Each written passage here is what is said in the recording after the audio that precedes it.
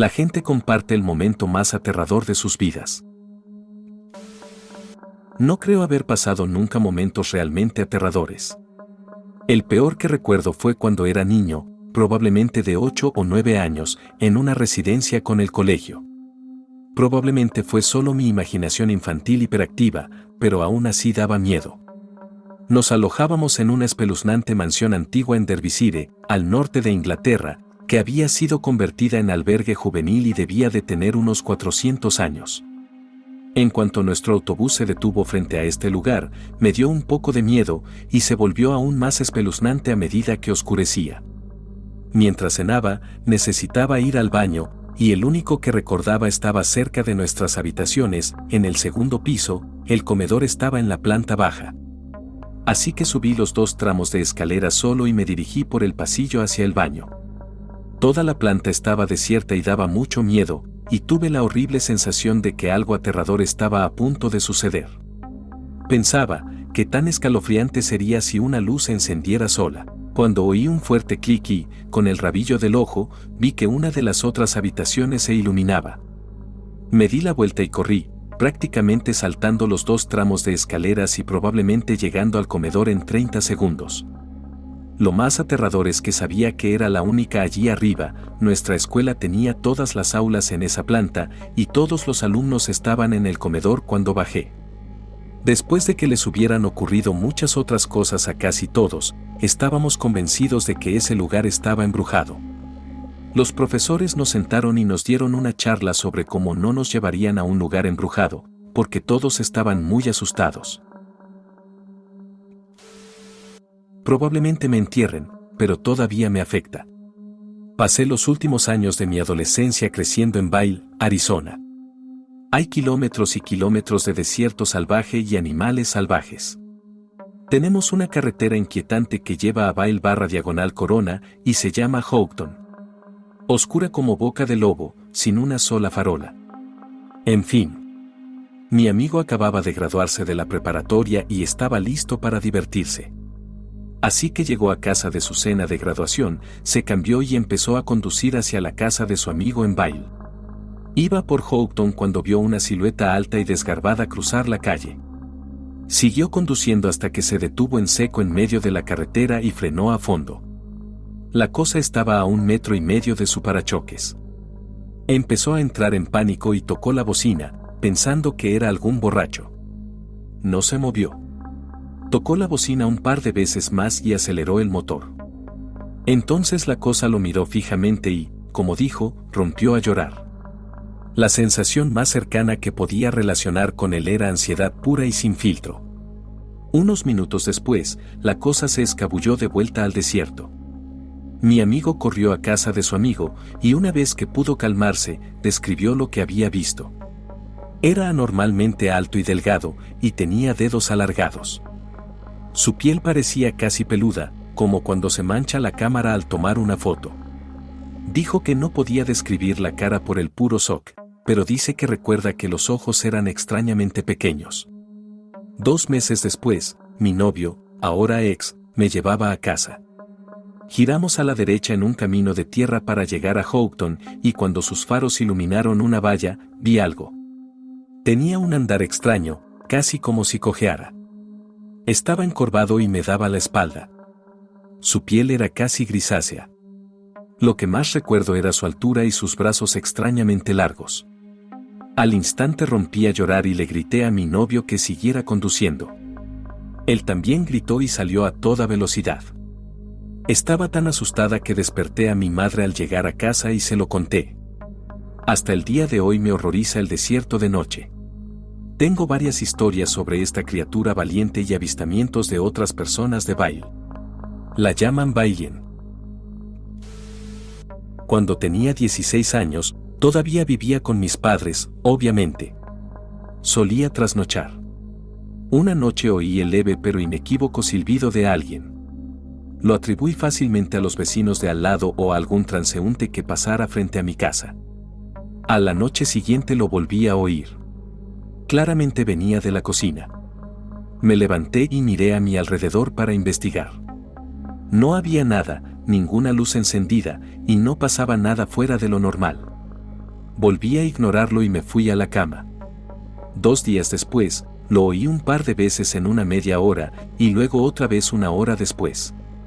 En ese momento, estaba entrando en pánico. No estaba seguro de si me estaba volviendo loco poco a poco o si me estaban atormentando. Una semana después, esto ha estado ocurriendo intermitentemente toda la semana, con noches sin silbido y otras con varios. Siempre era el mismo silbido, un sonido tenue y espeluznante justo al límite de mi alcance auditivo. Finalmente me harté y pasé la noche entera encerrado en la cocina. No pasó nada hasta alrededor de la 1:30 de la mañana, cuando empezó un leve silbido. Miré a mi alrededor y el teléfono de mi madre se había encendido. Acababa de recibir un correo electrónico. Hace un par de años, caminaba con un amigo en pleno invierno de Florida, a unos 6 kilómetros de casa. Era casi medianoche y notamos que alguien llevaba caminando unos 90 metros detrás de nosotros unos minutos. Le gritamos hola en broma, pero no responde, simplemente sigue caminando. Aumentamos un poco el ritmo, él nos sigue. Decidimos tomar curvas al azar para ver si nos seguía. Sí que lo hace. En ese momento estábamos un poco preocupados. Después de unos 30 segundos, pasamos bajo una farola y decidí observar despreocupadamente hacia atrás para ver si el tipo se iluminaba y así al menos hacerme una idea de su aspecto. Llevaba un maldito pasamontañas. Sin poder contener ¿qué demonios? De sorpresa, agarré a mi amigo del brazo, le dije que corriera y lo arrastré detrás de mí hasta que él también empezó a moverse. El hombre enmascarado me persiguió. Ahora bien, cabe destacar que tanto mi amigo como yo teníamos bastante sobrepeso y estábamos fuera de forma en ese momento, medíamos unos 1,75 metros y pesábamos 90 kilogramos de grasa. Así que corríamos a toda velocidad y después de 400 metros ya casi estábamos al límite, pero la adrenalina nos mantenía en movimiento hasta que estábamos a punto de desmayarnos. Todo estaba en silencio, aparte de nuestra respiración entrecortada, parecía que lo habíamos perdido, y entonces oímos una risa fuerte y profunda. Casi me cago en el estómago. No volví a verlo después de que empezáramos a correr, pero, madre mía, qué susto me dio. Lo bueno es que ese recuerdo es un factor clave en mi decisión de animarme, perder 27 kilogramos y empezar a correr con regularidad. Porque no quiero volver a experimentar esa sensación de vulnerabilidad absoluta nunca más. La Pascua pasada estuve sola en casa. Llegué de cenar en casa de mi abuela y me senté en el sofá a ver la tele. Mi amigo vino a casa media hora mientras esperaba a su novia. Después de irse, fui a ver una película con mi novia. A mitad de camino, me llamó para decirme que venía a recogerme. Le dije que sí y me quedé en la terraza esperando. Mi gran Terranova se acercó y empecé a acariciarla. Es una perra estupenda e increíblemente amigable. La estaba acariciando y noté que estaba enseñando los dientes y de repente estaba gruñendo. Nunca la había visto hacer eso. Estaba mirando fijamente la puerta de mi casa, así que levanté la vista y, a través de la vidriera, vi la silueta de una persona que me miraba y luego salió corriendo hacia la casa. Cagué un ladrillo, corrí a mi coche y me encerré. Mi novia y su amiga aparecieron y se lo dije. Estaba entrando en pánico y me preguntaba si debía llamar a la policía o a mi vecino. Vivo en una granja, la policía no estaría allí por un tiempo, y todos mis vecinos tienen armas. Mi novia se asusta y comienza a alejarse mientras yo estoy atrapado en el asiento trasero de su auto. Desde el auto, los tres vimos en la ventana panorámica a la persona asomar la cabeza por la cortina y vernos irnos. Me tomó de 5 a 10 minutos convencerla de que volviera, y luego mis vecinos y yo registramos la casa. La persona ya se había ido. La parte que me asusta es que esta persona estuvo en la casa conmigo durante 1 hora, y no tenía ni idea. Todavía atormenta mis pesadillas, y a veces cuando estoy solo en casa, me asusto tanto que me siento paralizado. Es terrible. Probablemente el más aterrador fue cuando tenía 14 años y mis 2 mejores amigos se quedaron a dormir en mi casa. Toda mi familia dormía, pero nosotros seguíamos despiertos en la sala. Acabábamos de ver una película, así que las luces seguían apagadas y toda la casa estaba en silencio. Las luces de la sala se encendieron de repente y oímos pasos y silbidos en el pasillo. Ninguno de mis hermanos estaba en casa en ese momento, así que pensé que, por alguna razón, mi madre había encendido las luces sin que la viéramos y que tal vez eran sus silbidos. Me acerqué al interruptor de la luz, que estaba junto a la puerta que daba al pasillo, y vi que seguía apagado, a pesar de que las luces estaban encendidas. Todas las puertas del pasillo estaban cerradas y ninguna luz estaba encendida en el resto de la casa. Mis amigos y yo empezamos a asustarnos, así que nos sentamos todos juntos en el sofá intentando averiguar qué había pasado. Entonces, las luces de la sala se apagaron, pero pudimos ver cómo se encendían las de otra habitación. Juntos, doblamos la esquina para mirar la otra habitación y cuando crucé la puerta, la silla de la computadora giró rápidamente y se puso de cara a nosotros. Todos nos volvimos locos y corrimos de vuelta a la sala de estar y nos escondimos debajo de una manta. Entonces oímos pasos corriendo por el pasillo y sentimos un aliento frío en la nuca. Empezamos a llorar y corrimos a la habitación de mis padres, golpeando la puerta hasta que despertaron. Una de mis amigas llamó a su madre para que viniera a recogerla, mientras que la otra amiga y yo dormimos en la cama de mis padres. Mis padres todavía creen que nuestra imaginación nos estaba venciendo, pero es imposible que todos imagináramos luces encendiéndose de la nada, o sillas moviéndose sin nadie más en la habitación, o pisando fuerte por el pasillo sin nadie más despierto. Era mi último año de instituto. Una cálida tarde de mayo, me preparaba para ir a la cama cuando oí gritos afuera. Los ignoré durante unos 10 minutos hasta que me metí en la cama.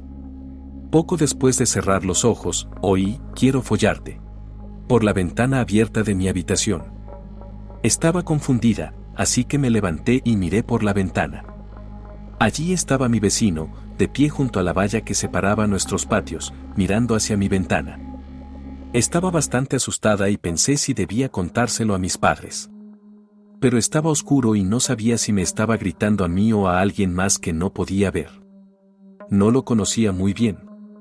Nunca habíamos hablado, no creía que hubiera ninguna razón real para armar un escándalo. A la mañana siguiente estaba sola en casa, preparándome para ir a clase.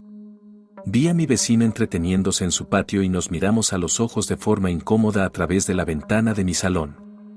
No le di importancia. Cerca de las 8:30 de esa mañana, oí ladrar a mi perro, atado en la parte trasera de la casa, y empezó a sonar muy fuerte. Mientras estaba en el baño, oí que se abría la puerta trasera. Pensé, es solo mamá, pero en el fondo tenía la extraña sensación de que era mi vecino. Mi instinto estaba en lo cierto. Hasta el día de hoy estoy muy agradecida de haber escuchado esa vocecita en mi cabeza. Nos encontramos en la cocina. Allí estaba, de pie a 1,5 metros de mí, con un cuchillo de cocina de 20 centímetros en la mano.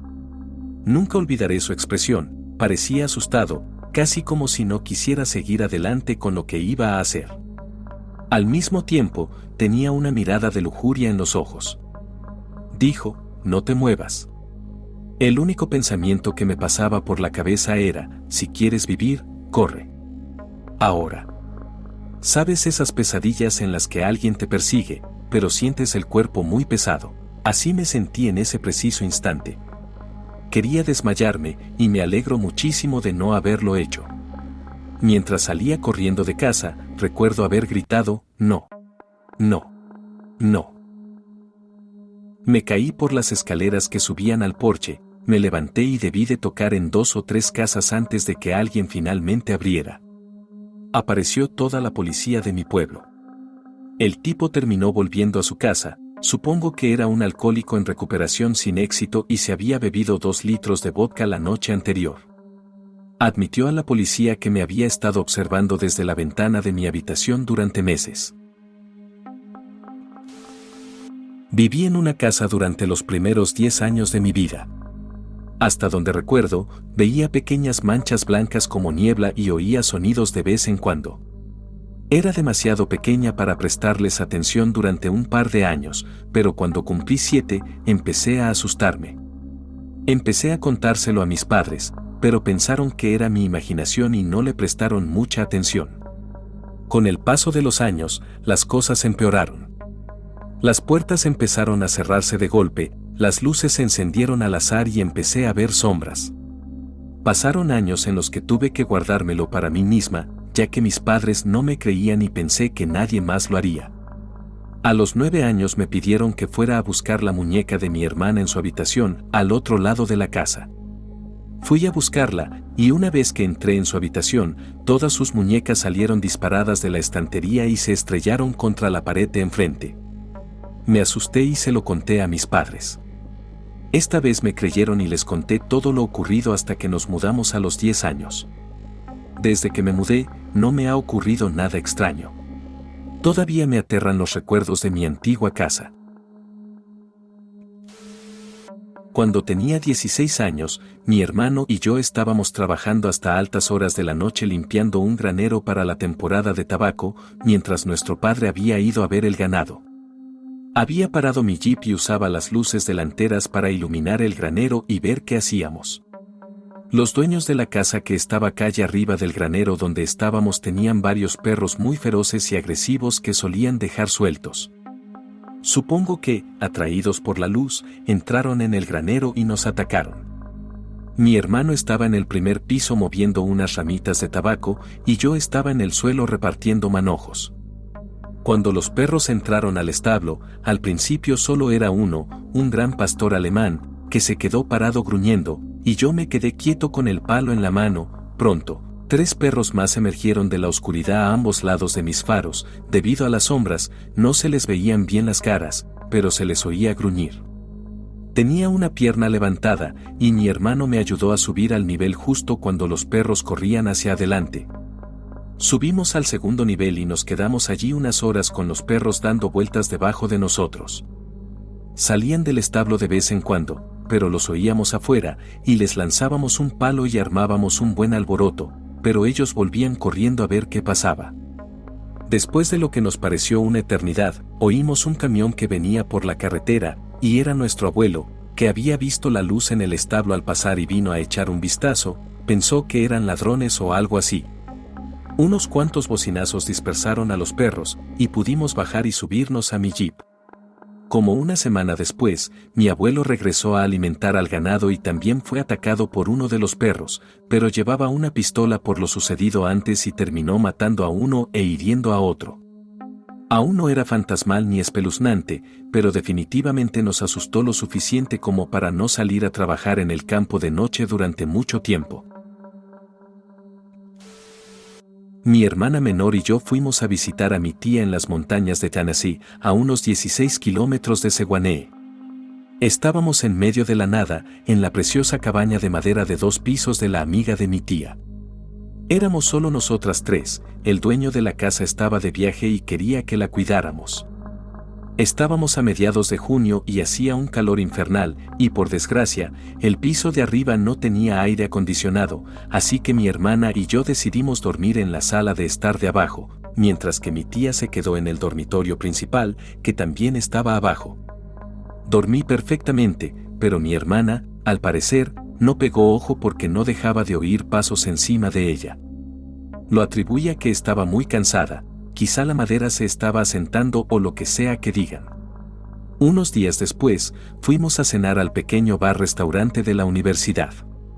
Para cuando volvemos a casa, son las 9 o 10 de la noche y está oscuro, así que entramos todos. Me siento, conecto el teléfono, cojo un libro y empiezo a leer mientras mi hermana se pone la ropa de dormir. Mi tía está como loca y no para de decir que todas las puertas están abiertas cuando sabe que las ha cerrado. Bueno, quizá fueron los perros. Luego va a la cocina y dice que todas las puertas de los armarios están abiertas, lo cual es muy raro porque son de las que se abren con imán y hay que empujarlas. Se pone como loca y dice algo así como, me pregunto si, da igual. Le dije, ¿te preguntas qué? ¿Qué es? Bueno, la casa está construida muy cerca o encima de un cementerio cherokee, y tenemos sangre cherokee. Y, ¡zas! Se fue la luz. Al final fuimos al pueblo y alquilamos un hotel. Fue bastante gracioso después de que nos dimos cuenta de que estábamos siendo ridículos, pero no íbamos a quedarnos para descubrir qué fue lo que provocó que se cortara la luz.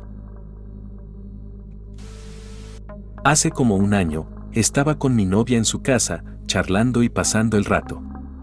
Estábamos sentados en un extremo de su sofá, que, debido al diseño de la casa, daba directamente a un pasillo que la recorre de lado a lado. Al fondo, la puerta de la habitación de su hermano mayor estaba entreabierta. Llevábamos allí unas horas cuando nos dimos cuenta de que estaba oscureciendo bastante.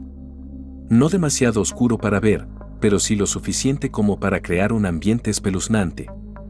Durante un silencio relativamente largo, ella miró hacia el pasillo y me preguntó si oía algo. Tras unos segundos, me di cuenta de que se oía un ritmo constante de golpeteo cerca del pasillo. Ni siquiera el tic-tac de un reloj, pero un ritmo auténtico. Empezamos a hablar de cualquier cosa, solo para disimular el ruido. Media hora después, se encendió una luz en el pasillo. Una de esas pequeñas luces nocturnas que se activan con el movimiento, enchufada a mitad del pasillo. Pensamos que debía de ser uno de sus gatos, ya que tenían dos. Al otro lado del sofá estaba uno de ellos, así que lo relacionamos con su gran gato blanco. Como si le hubiéramos dado una señal, su otro gato salió de la cocina, justo a nuestro lado.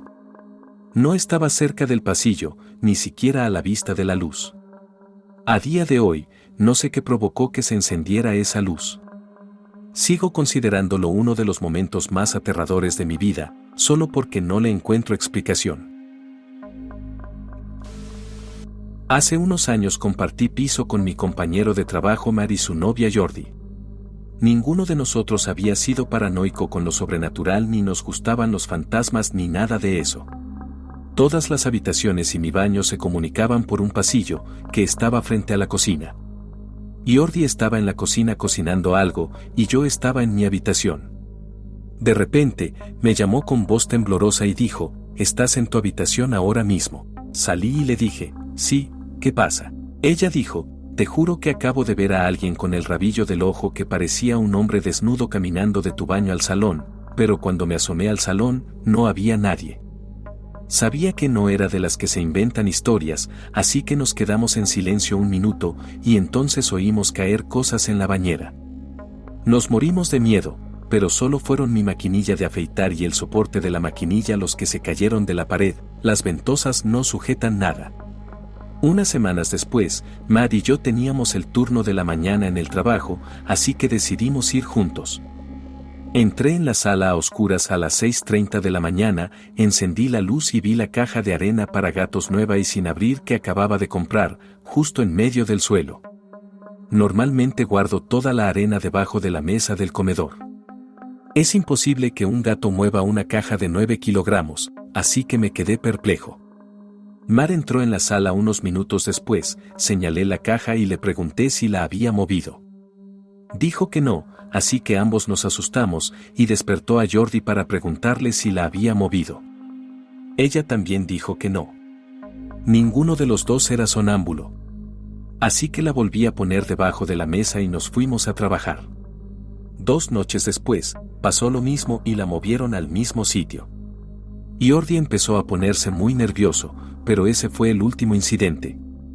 También relacionado, la farola de la calle que estaba justo afuera de nuestro edificio siempre parpadeaba y se apagaba cada vez que pasábamos por allí, pero al pasar, volvía a encenderse. Decidimos que era un fantasma desnudo que odiaba a los gatos y nos fuimos a vivir en la farola. Una cosa más. Después de mudarnos y vivir con otra persona, le conté esa historia a una amiga y se quedó con los ojos como platos. Me dijo que nunca se sentía cómoda y que algo no encajaba en ese apartamento las pocas veces que nos visitaba. Todavía me da escalofríos.